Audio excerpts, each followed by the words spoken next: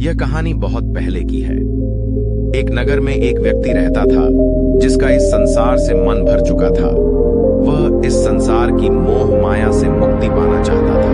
वह व्यक्ति एक धनी व्यापारी था जिसके पास धन, दौलत, परिवार सब कुछ था, लेकिन फिर भी उसे सच्ची शांति और संतोष नहीं मिल पा रहा था। एक दिन उसने निर्णय लिया कि अब वह संसार के सभी बंधनों को त्याग देगा और सन्यासी बनकर जीवन व्यतीत करेगा। उसने सन्यासियों के जीवन को नजदीक से देखा था और अब वह सन्यासी बनने का दृढ़ संकल्प कर चुका था। वह व्यक्ति अपने घर को छोड़कर एक बौद्ध भिक्षु के पास गया और उनसे कहा, मुझे सन्यासी का जीवन जीना है। मैं इस संसार की मोह माया को त्यागना चाहता हूँ। कृपया मुझे मार्गदर्शन दें।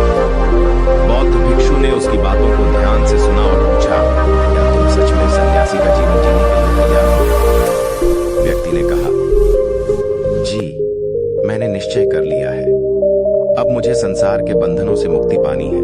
भिक्षु ने गंभीरता से कहा, ठीक है, लेकिन तुम्हें मेरी एक बात माननी होगी। आज के बाद तुम मुझसे कभी नहीं मिलोगे। जब मुझे तुम्हारी आवश्यकता होगी तब मैं तुम्हें स्वयं बुला लूंगा। हमारे आश्रम में 1000 सन्यासी रहते हैं। तुम्हें उन्हीं की तरह रहना होगा। उनके जैसा खाना, पहनना और जीवन जीना होगा। वह व्यक्ति सहर्ष तैयार हो गया और बौद्ध भिक्षु को प्रणाम करके आश्रम की ओर चला गया। आश्रम में उसे एक कमरा मिला और उसे वहां रहकर चावल कूटने का काम सौंपा गया। वह व्यक्ति उन 1000 सन्यासियों के लिए प्रतिदिन चावल कूटने लगा। दिन प्रतिदिन इसी तरह उसका जीवन बीतने लगा। उसे विश्वास था कि जब गुरुजी को उसकी आवश्यकता होगी तब वे उसे बुला लेंगे। 12 वर्ष इसी तरह बीत गए, लेकिन अब तक उस बौद्ध भिक्षु ने उस व्यक्ति को कभी नहीं बुलाया। धीरे धीरे चावल कूटने वाले व्यक्ति के मन में कोई विचार नहीं रह गए थे। ना कोई समस्या हो पाता है, ना कोई बाधा। 12 वर्षों के बाद वह बौद्ध भिक्षु वृद्ध हो चुके थे और उन्हें अपना उत्तराधिकारी चुनने की आवश्यकता महसूस होने लगी। उन्होंने पूरे आश्रम में घोषणा करवाई कि जो भी उनका उत्तराधिकारी बनना चाहता है वह देर रात उनके कमरे के बाहर 4 पंक्तियां लिखकर जाएगा।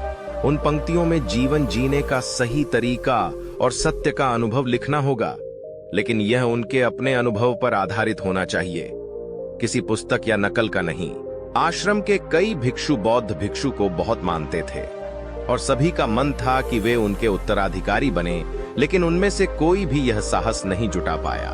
तब एक विद्वान भिक्षु ने हिम्मत करके दीवार पर लिख दिया, मन एक दर्पण की तरह है जिसमें धूल जम जाती है, उस धूल को साफ कर दो तो सत्य मिल जाता है।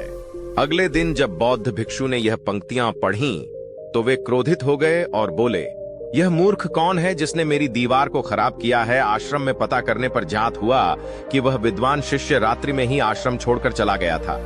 उसने अपने मित्रों से कह दिया था कि अगर गुरु जी को उसकी पंक्तियां पसंद आएं, तो उसे बता दें, और यदि वे क्रोधित हों तो उसे कभी ना बताएं। आश्रम के लोग हैरान थे कि ऐसी अच्छी पंक्तियां लिखी गई थीं, फिर भी गुरु जी क्यों नाराज हो गए। वे सोचते थे कि आखिर वह कौन व्यक्ति होगा जो सही उत्तर दे सकेगा। इस बीच चावल कूटने वाला व्यक्ति यह सारी बातें सुन रहा था और जोर जोर से हंसने लगा। लोग उससे पूछते हैं, तुम हंस क्यों रहे हो? इसमें क्या गलत है? चावल कूटने वाला व्यक्ति मुस्कुराते हुए बोला, गुरुवर सही कह रहे हैं, यह सब बातें तो अधूरी और सतही हैं। इस पर लोग गुस्सा हो गए और बोले, तुम 12 सालों से चावल कूट रहे हो, तुम्हें क्या ज्ञान होगा?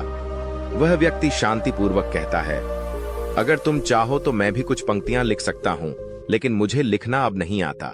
कोई मेरी बातें लिखने के लिए तैयार हो जाए तो मैं बता दूंगा। फिर उसने कहा, लिखो। कैसा दर्पण, कैसी धूल? न कोई दर्पण न कोई धूल। जो इसे जान लेता है वही सत्य को प्राप्त हो जाता है। यह बात गुरुजी के कानों में पड़ी। वे आधी रात को उस व्यक्ति के पास पहुंचे और बोले, तुम यहां से चले जाओ। अगर आश्रम के लोगों को यह पता चल गया कि तुमने यह पंक्तियां कही हैं, तो वे तुम्हें स्वीकार नहीं करेंगे, तुम्हें चोट पहुंचाएंगे। यह योग दंड लो और जाओ। गुरुजी ने कहा, मैंने मन ही मन तुम्हें अपना उत्तराधिकारी मान लिया है, क्योंकि जो तुमने कहा है वही वास्तविक सत्य है, लेकिन यहाँ के लोग इसे स्वीकार नहीं करेंगे। जाओ, कहीं और जाकर अपनी दुनिया बनाओ और वहां के लोगों को ज्ञान से भर दो। पर इस प्रकार उस व्यक्ति ने गुरु के आदेश का पालन किया और अपने ज्ञान की रोशनी से अन्य लोगों के जीवन को रोशन किया। महात्मा बुद्ध ने भी अपने एक शिष्य से कहा था, जब तुम्हारे मन के सारे विचार शांत हो जाएं, तब सत्य का अनुभव होता है। यही बुद्धत्व प्राप्ति का पहला कदम है। अपने विचारों को जागरूकता के साथ समझना और नियंत्रित करना ही सच्ची शांति का मार्ग है।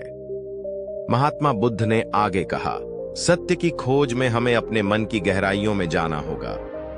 हमें अपने विचारों को समझना होगा, उन्हें नियंत्रित करना होगा और उन्हें शांत करना होगा। जब हम ऐसा करेंगे तभी हम सत्य को प्राप्त कर पाएंगे। इस कहानी से हमें यह सीख मिलती है कि सत्य की खोज केवल बाहरी ज्ञान में नहीं, बल्कि अपने अनुभवों और मन की शांति में है।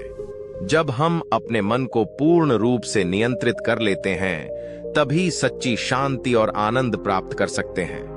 दोस्तों, कैसी लगी आपको यह कहानी? कृपया कमेंट सेक्शन में अपनी राय जरूर साझा करें।